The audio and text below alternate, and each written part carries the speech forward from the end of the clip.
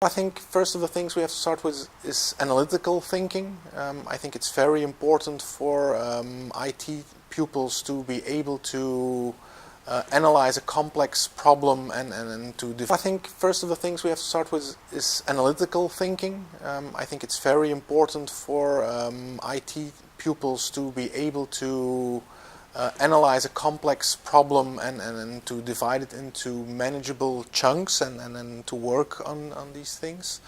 Another thing I think is really important is independence, being able to independently work on solutions and more specific on solving problems. So not with the first problem you encounter already call one of your colleagues or call a teacher in a school setting, but being able to work independently on it.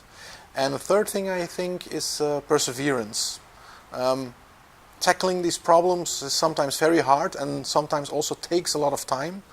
So it's really important also that you persist in it and that you keep working on it until you have a solution for your problem. Well, if I look at ICT, I think one of the things is being a team player.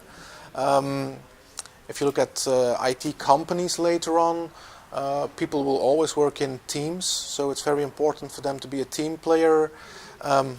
Linked to that, I also think that communication is very important for IT personnel, being able to communicate with your colleagues, with end users, with management, and so on, very important.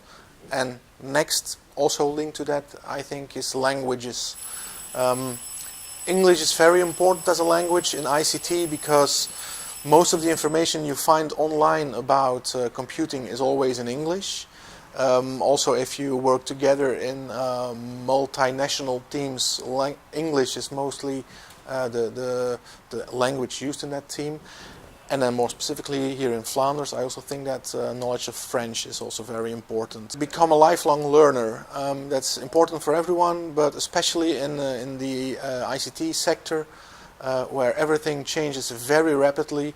It's very important that you, first of all, love to learn new things, and second of all, also are able to learn yourself new things. Because it's not the case that you always go on trainings, you also have to learn a lot just on yourself. I think it will be the analytical thinking, so having that complex problem, being able to split it up in smaller sub-problems, being able to solve these problems, and to combine these solutions together to fix the larger problem at hand. And I think you can already start learning this from a very young age, even without ICT. Example that I use, we don't make it ourselves, is baking an egg. So get the pan, get an egg, break an egg, put it in the pan. I already forgot the butter, so...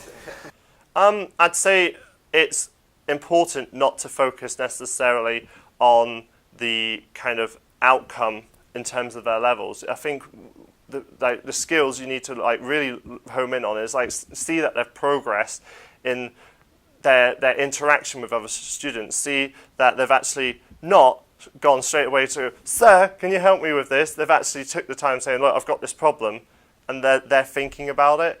Also, the computational thinking does lend itself in there, but that they've actually got the kind of skills to understand which tool applies to and when they should use that. I think that's really important for them. I think now the development is more collaboration. So the fact that you can work in a team, talk, share ideas, that's coming out very strongly in all curriculums at the moment. So we're doing a lot of development on teaching thinking. So sometimes it's not that the students don't actually learn it, it's getting them to express their teaching and using the right language to tell you that they have actually got that sort of understanding. So sometimes they can do it, but when you ask them to tell you how they did it, they haven't got the language skills to do that. So a lot of it's really the creative design, and not forgetting about the nitty-gritty and the technical part of it, but having an understanding of what you want to achieve,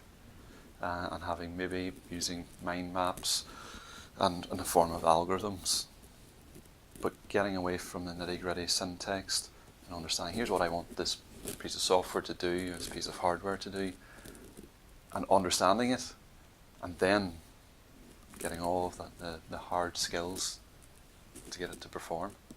So really visualizing the end product, visualizing how it's going to do it, and not getting caught up with the technicalities of the syntax or the environment.